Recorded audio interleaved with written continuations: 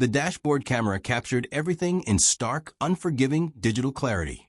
The kind of footage that would later be dissected frame by federal investigators, civil rights attorneys, and millions of outraged viewers across social media. It was 9:47 p.m. on a Thursday in October when Officer Brett Kowalski's patrol car pulled behind the gleaming black BMW sedan on Maple Grove Drive, the tree-lined street that served as the main artery through Oakmont's most prestigious neighborhood. The luxury vehicle had been driving exactly 2 miles per hour under the speed limit, using proper turn signals, maintaining perfect lane discipline. The kind of cautious, law-abiding driving that should have been invisible to police radar. But Marcus Thompson wasn't invisible to Officer Brett Kowalski. At 42, Marcus possessed the kind of quiet confidence that came from surviving situations where confidence meant the difference between life and death. His charcoal gray Armani suit was impeccably tailored, the fabric still crisp despite the long day that had stretched from a morning board meeting to an evening charity gala for wounded veterans. His hands rested calmly on the steering wheel at 10 and 2. His posture straight and alert in a way that spoke of military training ingrained so deeply it had become second nature.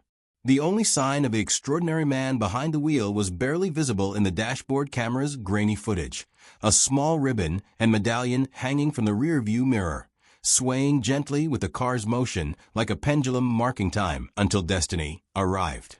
Officer Brett Kowalski, 38 years old and carrying himself with the swagger of a man who believed his badge gave him dominion over truth itself, had been watching the BMW for 6 blocks. Something about the sight of a black man driving a car worth more than Kowalski's annual salary through a neighborhood where the median home price exceeded $500,000 had triggered every prejudice that festered in the officer's narrow worldview.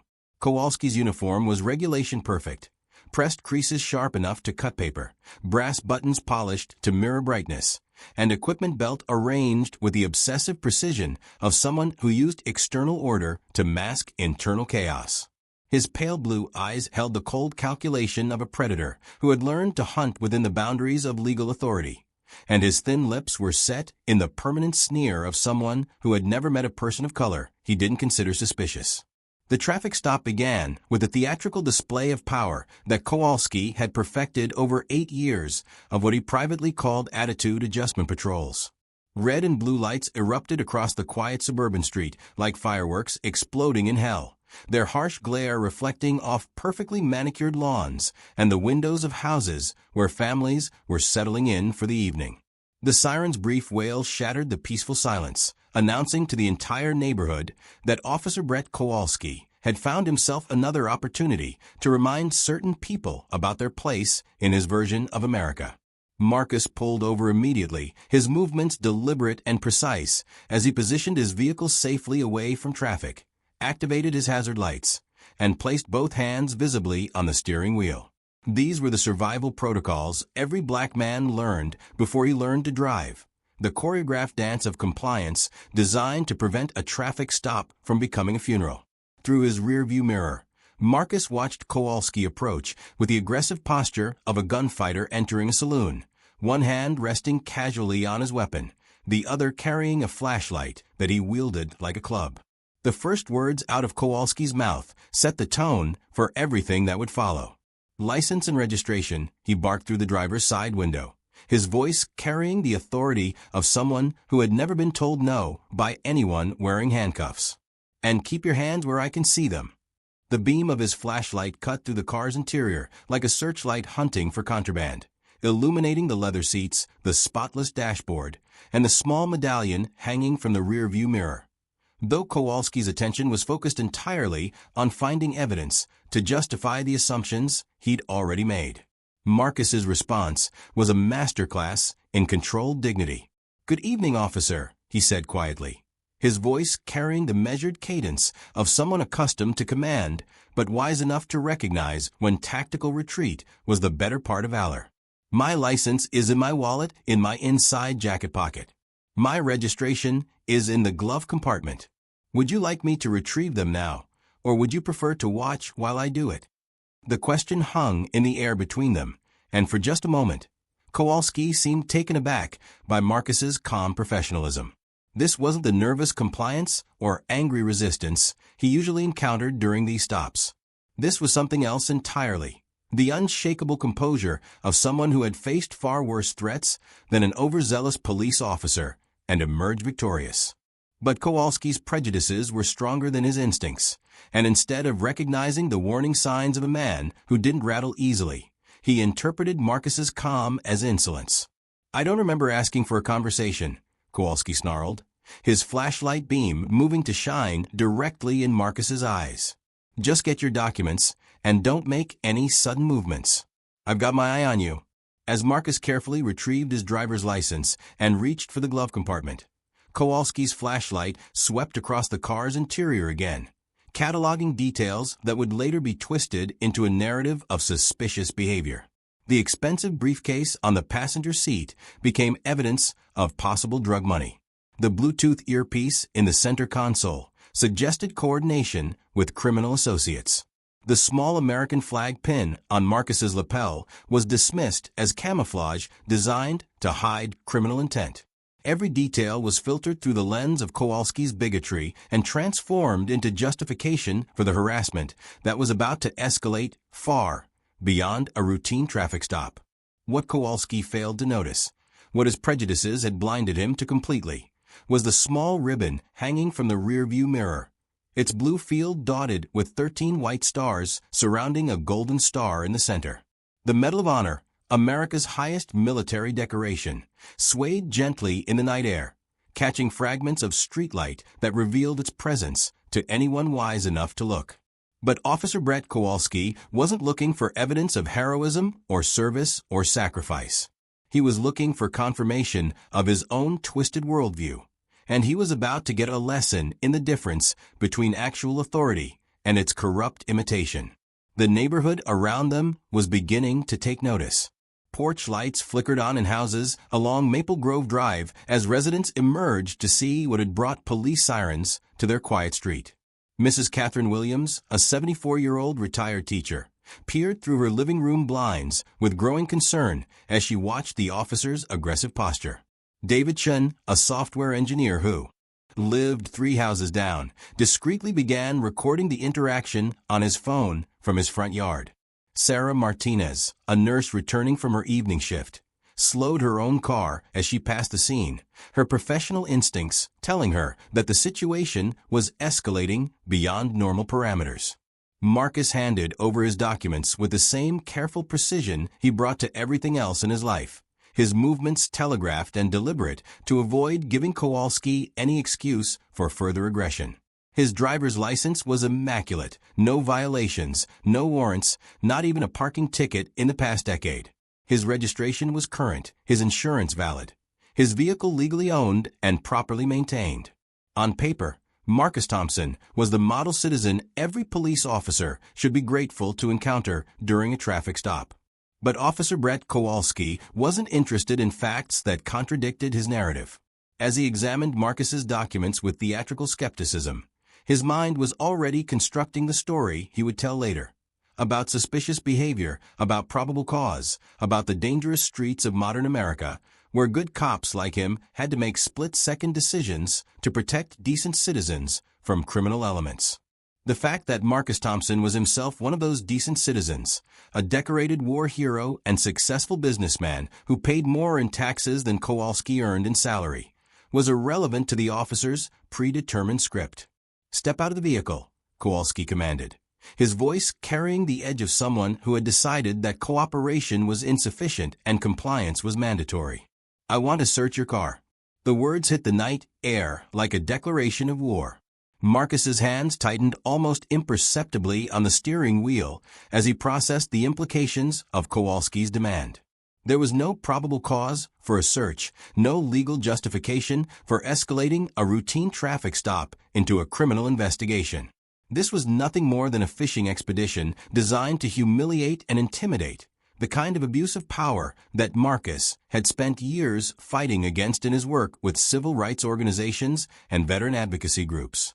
But Marcus Thompson was a strategic thinker, A man whose survival instincts had been honed in the mountains of Afghanistan, where split-second decisions meant the difference between bringing his soldiers home or shipping them back in flag-draped coffins. He understood that this moment, captured in digital clarity by Kowalski's dashboard camera and the smartphones of neighbors who were beginning to gather, would either vindicate the principles he had fought for or become another tragedy in the ongoing American narrative of injustice masquerading as law enforcement. "Officer," Marcus said quietly, his voice carrying the weight of experience earned through trial by fire, "I'm going to comply with your request, but I want you to know that I'm a law-abiding citizen returning home from a charity event. I have nothing to hide, but I also have rights that I hope you'll respect." The statement was delivered with such calm authority that for a moment, even Kowalski seemed to hesitate. There was something in Marcus's tone, not defiance, not fear, but the unmistakable confidence of someone who had commanded respect in situations where lives depended on his judgment. But Kowalski's prejudices were stronger than his instincts, and instead of recognizing the warning signs of a man who didn't intimidate easily, he interpreted Marcus's composure as a challenge to his authority. As Marcus slowly opened his car door and stepped into the cool October night, the medallion hanging from his rearview mirror caught a beam of streetlight and glinted gold against the darkness.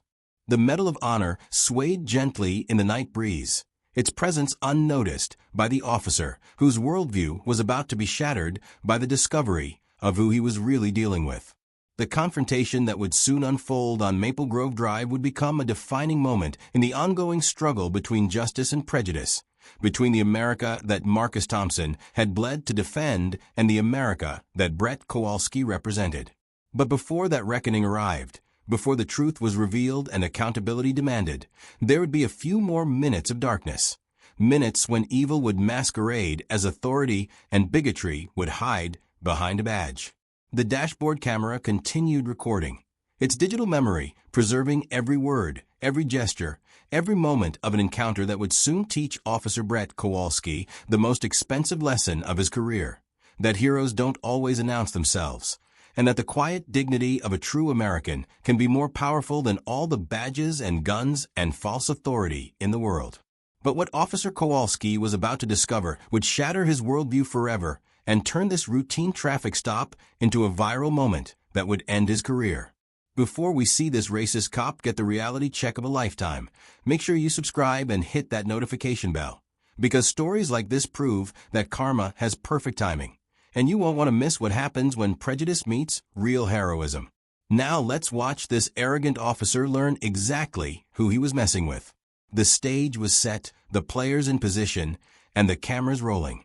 All that remained was for truth to collide with prejudice in a confrontation that would reveal the character of both men and determine which version of America would prevail on a quiet suburban street where justice had come calling in the form of an unassuming hero who carried his nation's highest honor on a simple ribbon hanging from his rearview mirror. To understand why what happened next on Maple Grove Drive would be so devastating for Officer Brett Kowalski, you need to know who Marcus Thompson really was, and more importantly, who Kowalski thought he was dealing with. Because the collision between prejudice and reality was about to create a shockwave that would ripple through the Oakmont Police Department for years to come. Marcus Thompson had been born in 1981 in a modest two-bedroom house in Detroit's East Side, the eldest of 3 children whose parents worked double shifts to keep food on the table and hope alive in their hearts. His father, James, was a Vietnam veteran who cleaned office buildings at night and repaired cars during the day, his hands permanently stained with grease and his back bent from decades of honest labor. His mother, Diana, was a nurse's aide who spent 12-hour shifts caring for elderly patients with the same gentle dignity she brought to raising her own children. From them, Marcus learned that character wasn't measured by bank accounts or zip codes, but by how you treated people when nobody was watching. At 18, Marcus had done what thousands of young men from his neighborhood did when college seemed financially impossible. He'd enlisted in the Army, trading the urban battlefields of Detroit for the actual battlefields of Afghanistan. But Marcus Thompson was different from most recruits.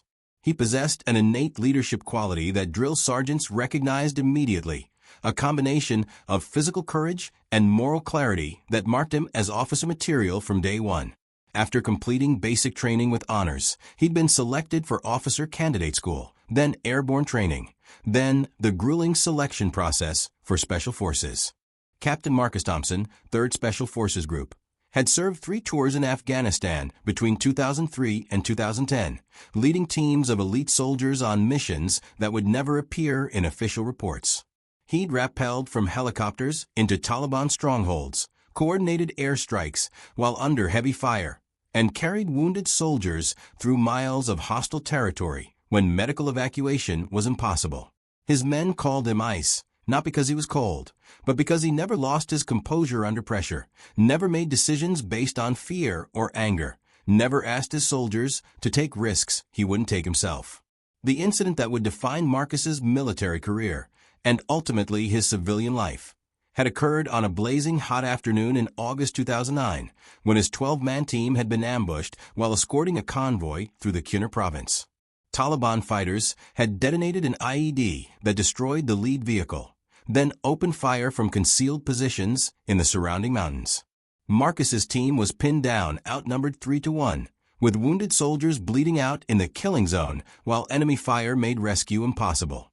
For 6 hours, Captain Marcus Thompson had held that position, while his radio operator called for air support that couldn't arrive due to bad weather, while his medic worked frantically to save dying soldiers, while ammunition ran low and hope ran lower. Marcus had moved from position to position, directing fire, encouraging his men, and personally carrying 4 wounded soldiers to safety under withering enemy fire.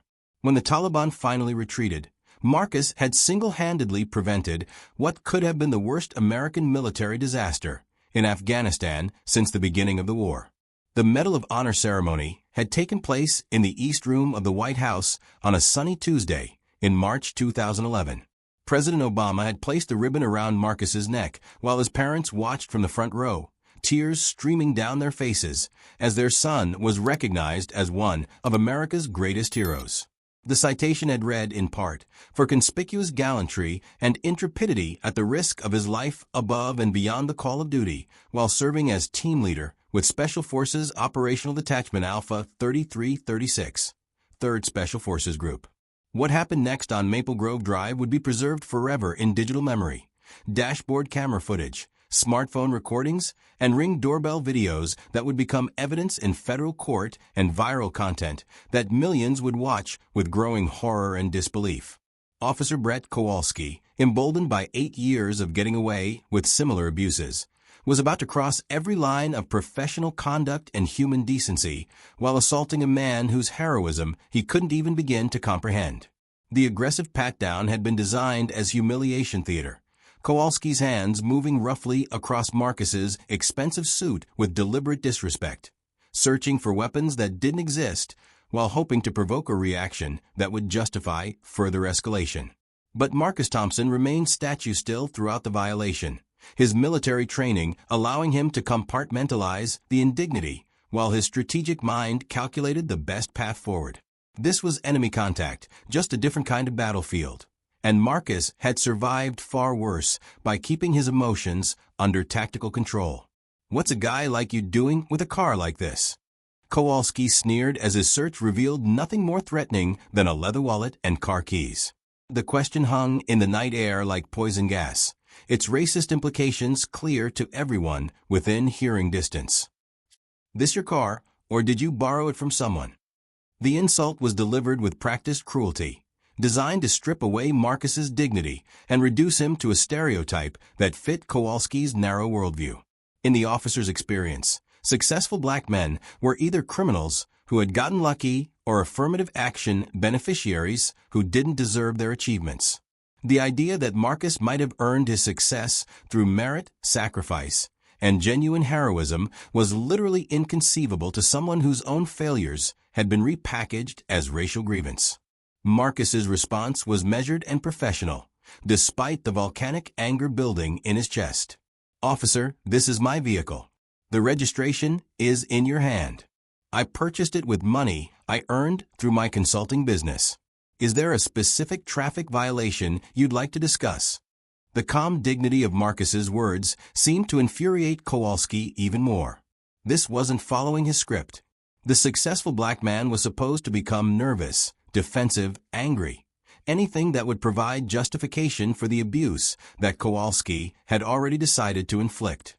Instead, Marcus was responding with the kind of composed authority that Kowalski associated with his superiors, the officers and officials who made him feel small and insignificant in comparison.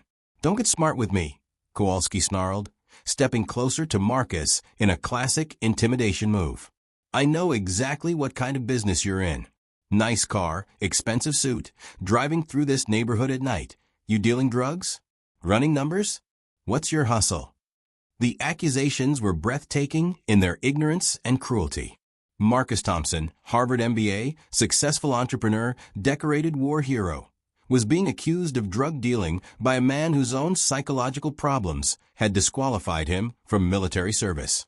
The neighbors watching from their porches and recording on their phones were witnessing institutional racism in its purest form, prejudice so complete that it transformed virtue into vice and heroism into criminality. David Chin, still recording from his front yard, felt his hands trembling with rage as he documented Kowalski's systematic dehumanization of a man who represented everything admirable about American service and sacrifice. Mrs. Williams, watching through her blinds, was already composing the letter she would send to every civil rights organization in the country. Sarah Martinez's Facebook livestream was attracting hundreds of viewers, their comments scrolling past in a blur of outrage and disbelief.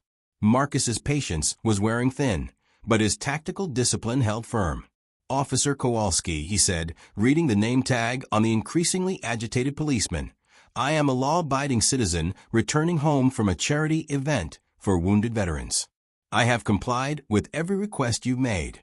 If you have probable cause to detain me further, please state it clearly. If not, I would like to return to my vehicle and go home to my family." The mention of wounded veterans should have given Kowalski pause, should have triggered some recognition that he might be dealing with someone who had actually served his country. But Kowalski's prejudices were stronger than his instincts, and instead of recognizing the warning signs in Marcus's bearing and language, he interpreted the polite firmness as insubordination that required immediate correction. "You think you're better than me?"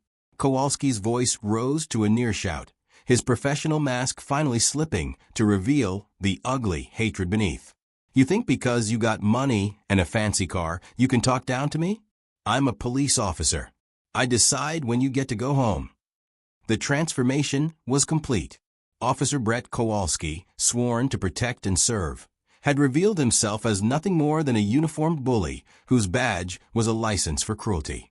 The neighbors watching the confrontation unfold were seeing the true face of institutional racism, not the subtle discrimination that could be explained away or the unconscious bias that could be rationalized, but raw, naked prejudice wielding the power of the state against an innocent man. What happened next would haunt Kowalski for the rest of his life and inspire Marcus Thompson to dedicate even more of his resources to police reform and civil rights advocacy. With a dashboard camera recording every word and gesture, with smartphones capturing multiple angles of the encounter, with Ring doorbells preserving the audio for posterity, Officer Brett Kowalski made the decision that would end his career and transform him from predator to cautionary tale. He grabbed Marcus Thompson by the shoulders and slammed him against the BMW. The sound of Marcus's body hitting the car echoed through the quiet neighborhood like a gunshot, a moment of violence so sudden and unjustified that even the most jaded observers felt their breath catch in their throats. Marcus, despite his special forces training and superior physical conditioning, offered no resistance, partly because his tactical mind recognized that any defensive action would be twisted into justification for further abuse, and partly because he understood that this moment was being recorded and would serve as evidence in the civil rights lawsuit that was now inevitable. "That's assault," David Chun shouted from his front yard, his voice carrying clearly on the night air. "Everyone's recording this. Stop." But Kowalski was beyond rational thought now, his years of suppressed inadequacy and racial resentment exploding in a torrent of violence and verbal abuse. He slammed Marcus against the car again, harder this time, the impact causing the Medal of Honor hanging from the rearview mirror to swing violently back and forth, still unnoticed, by the officer whose tunnel vision had narrowed to the point where he could see nothing but his own twisted narrative of dominance and submission. "You people think you can just take whatever you want," Kowalski screamed, his voice cracking with emotion as he pressed Marcus against the car with unnecessary force. "Nice house, nice car, walking around like you own the place. Well, this is my neighborhood, and I decide who belongs here." The mask was completely off now. "You people," the phrase that revealed everything about Kowalski's worldview, the casual dehumanization that made brutality possible. Marcus Thompson, war hero and American patriot, had been reduced to a category in the mind of a man whose own failures had been transformed into racial hatred. Mrs. Williams couldn't stand it anymore. Despite her 74 years and her fear of confrontation, she opened her front door and stepped onto her porch. "Officer, stop this immediately. That man hasn't done anything wrong.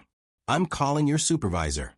Kowalski's head snapped toward the elderly woman, his face twisted with rage at being challenged by someone he viewed as a civilian without authority. "Ma'am, get back inside your house. This is police business. This is brutality." Mrs. Williams shot back, her voice carrying the authority of someone who had taught high school for 40 years and wasn't intimidated by bullies half her age. "I've lived in this neighborhood for 30 years, and I know assault when I see it." The confrontation was spiraling completely out of control, with more neighbors emerging from their houses, more phones recording the encounter, more voices joining the chorus of protest against Kowalski's abuse of power.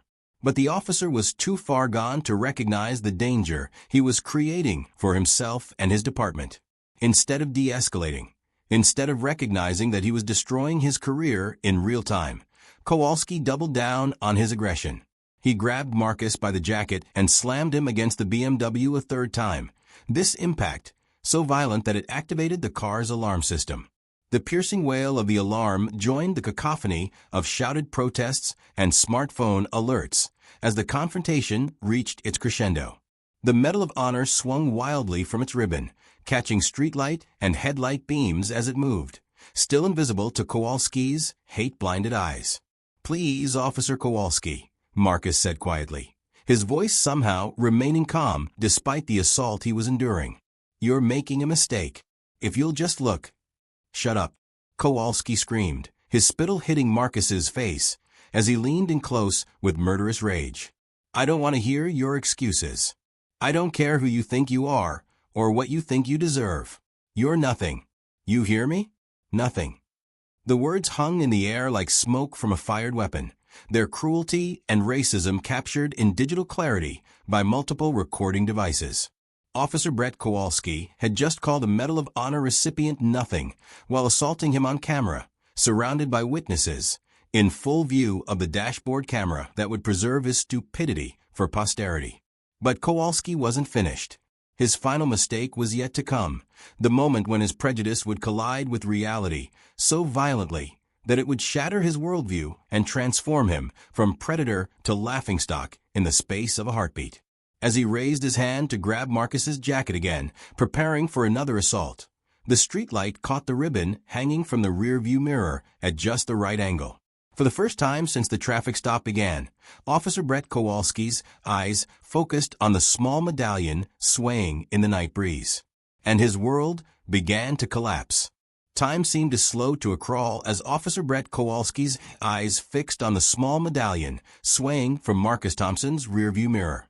The streetlight had caught the gold star at precisely the right angle, illuminating the distinctive blue ribbon with its 13 white stars that every American should recognize, but which Kowalski had been too blinded by prejudice to notice until this moment of perfect, devastating clarity. His hand, raised to grab Marcus's jacket for another assault, froze in midair as his brain struggled to process what he was seeing. The ribbon was unmistakable. That specific shade of blue, those precisely arranged stars, the weight and quality that marked it as genuine military decoration rather than some civilian imitation. Kowalski had grown up in a military family, had memorized every decoration and ribbon during his failed attempts to enlist, and he knew exactly what he was looking at even as his mind refused to accept the implications. What the hell is that?" Kowalski whispered, his voice suddenly small and uncertain, the aggressive bravado draining from his posture like air from a punctured balloon. His finger pointed at the metal with a trembling that betrayed the earthquake happening inside his skull, his worldview cracking apart as reality collided with prejudice at the speed of light. Marcus followed Kowalski's gaze to the rearview mirror, where the Medal of Honor hung in silent testimony to his service and sacrifice. For a moment, his tactical composure flickered as he realized that his nation's highest military decoration was about to become the weapon that would destroy his tormentor. When he spoke, his voice carried the quiet authority of a man who had earned the right to command respect through blood and courage rather than badges and bluster. "That's the Medal of Honor, Officer Kowalski," Marcus said quietly, each word falling like a hammer blow on the officer's crumbling confidence. "I received it from President Obama in 2011 for actions in Afghanistan. I'm Captain Marcus Thompson, retired, 3rd Special Forces Group, United States Army." The silence that followed was deafening. The car alarm had stopped wailing. The neighbors had stopped shouting. Even the night sounds of suburban life seemed to pause as the magnitude of Kowalski's mistake became clear to everyone present. The dashboard camera continued recording, preserving for posterity the exact moment when institutional racism collided with American heroism and shattered into 1,000 pieces. Kowalski's face went through a spectrum of colors: red with lingering rage, white with dawning horror, green with nausea, as the full implications of his actions crashed over him like a tsunami of consequences. His mouth opened and closed soundlessly, his brain short-circuiting as it tried to reconcile the story he'd been telling himself with the truth that was now impossible to deny. The Medal of Honor, America's highest military decoration, awarded to only 3,517 people in the nation's entire history, given only to those who had displayed conspicuous gallantry and intrepidity at the risk of life above and beyond the call of duty.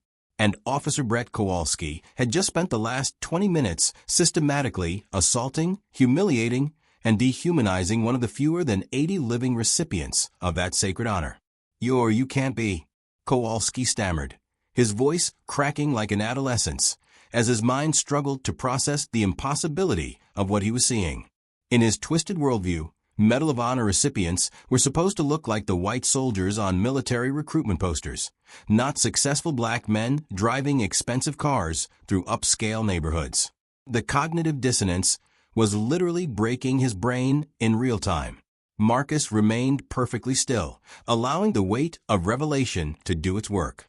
He could see the exact moment when Kowalski's prejudices collapsed under the crushing weight of undeniable truth, when 8 years of racist assumptions crumbled in the face of evidence, so overwhelming that even the most determined bigot couldn't ignore it.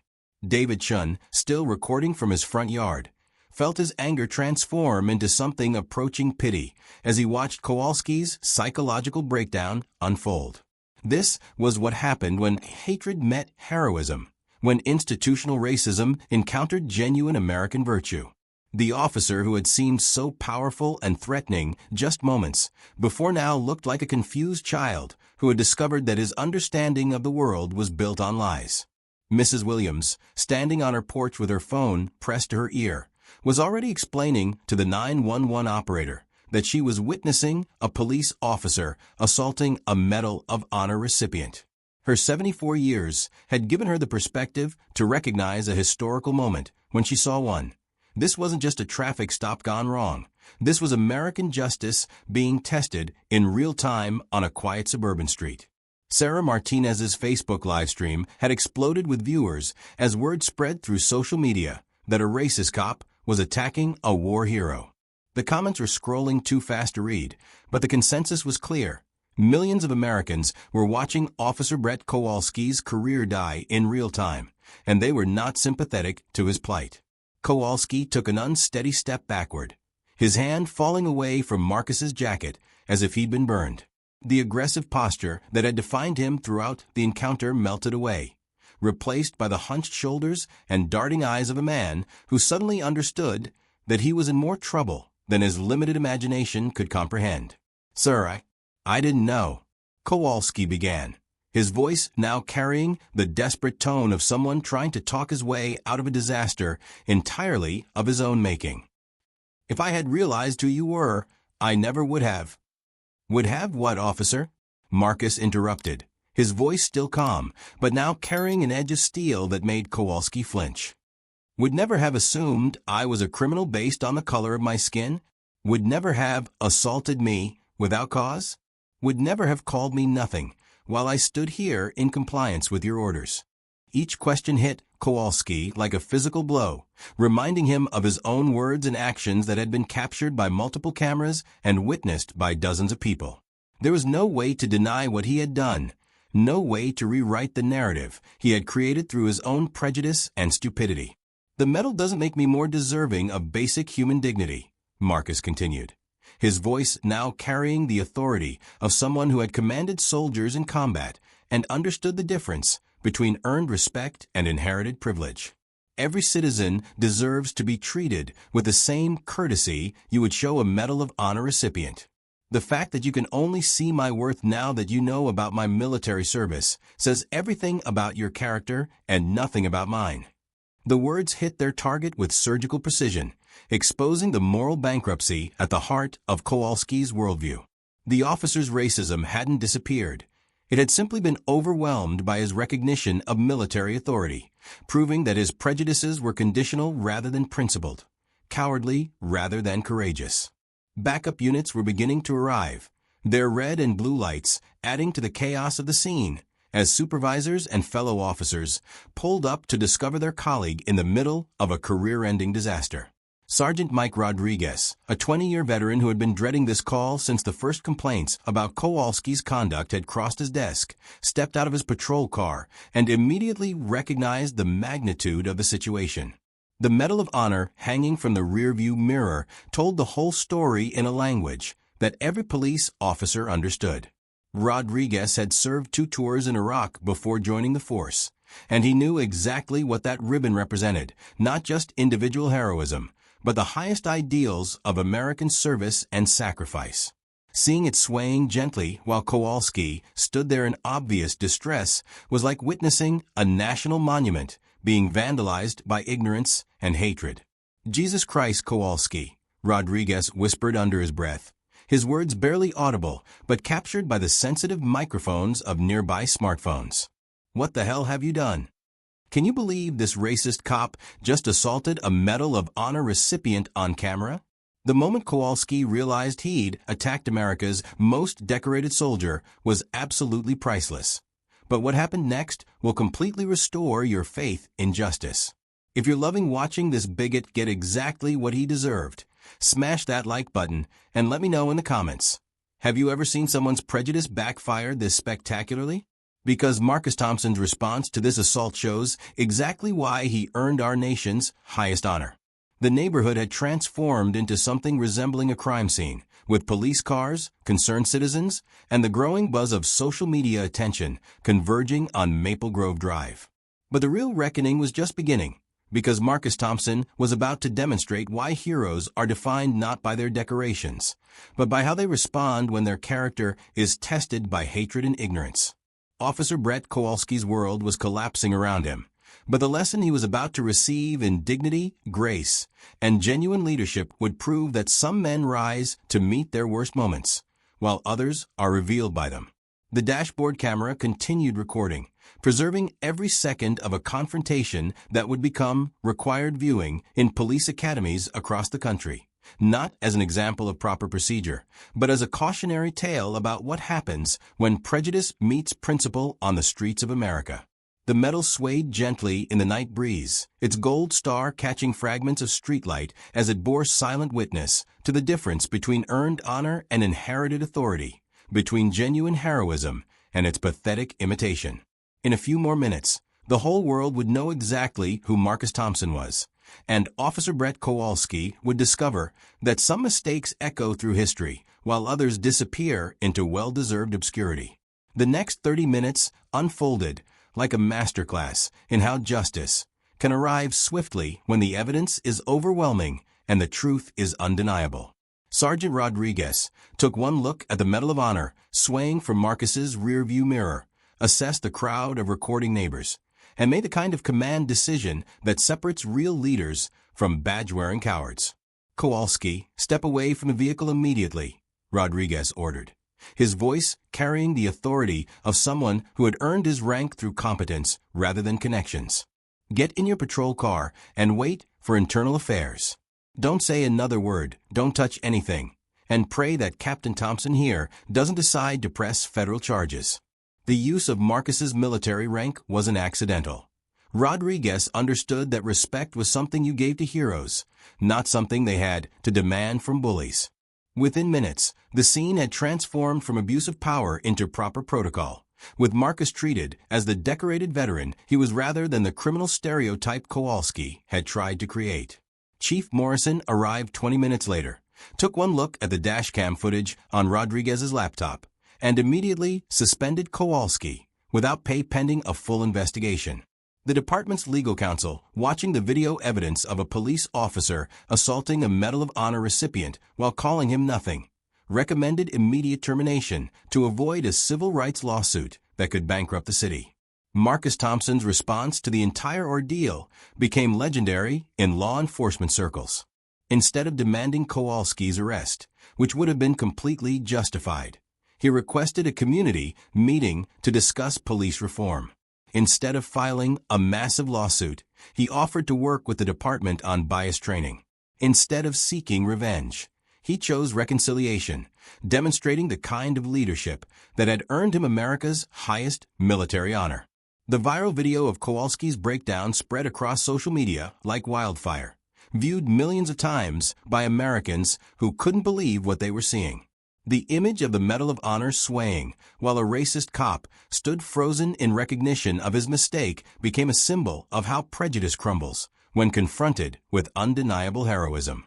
Officer Brett Kowalski was terminated within a week, his law enforcement career ending in disgrace as federal investigators launched a civil rights probe into his pattern of abuse.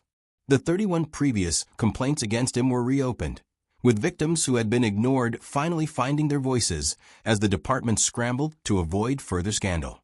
But the real victory wasn't Kowalski's downfall. It was what Marcus Thompson built from the ashes of that confrontation.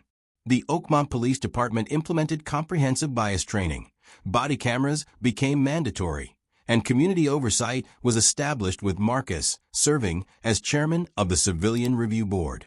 Mrs. Williams organized neighborhood watch programs that brought residents together across racial lines. David Chen's recording became training material for police academies nationwide. Sarah Martinez's live stream sparked a national conversation about dignity, service, and the true meaning of heroism. Marcus returned to his quiet life, but now he carried something new: the knowledge that even in America's darkest moments, truth has a way of rising to the surface, and that real heroes are defined not by their decorations, but by how they respond when tested by hatred and ignorance. The Medal of Honor still hangs from his rearview mirror, no longer hidden by prejudice, but visible to anyone wise enough to look for heroism in unexpected places. It serves as a reminder that some men earn their authority through service and sacrifice, while others have it stripped away by their own ignorance and hate. Marcus Thompson's story proves that true heroism isn't just about what you do in war. It's about how you carry yourself when facing injustice at home. While Officer Kowalski thought he could abuse his authority to humiliate someone based on skin color, he learned that character and honor shine brightest when confronted with darkness. What strikes me most about this story is how Marcus's military training probably saved lives that night. His calm under pressure prevented a volatile situation from becoming a tragedy, protecting both the community and even Kowalski himself from worse consequences. If stories about real heroes standing up to bullies and racists inspire you, you need to subscribe and ring that notification bell. We cover cases like this every week, proving that justice might be delayed, but it's never denied when good people refuse to stay silent. Next week, we're diving into the case of the racist judge who tried to intimidate a young black lawyer, until she discovered he was actually an undercover FBI agent investigating judicial corruption.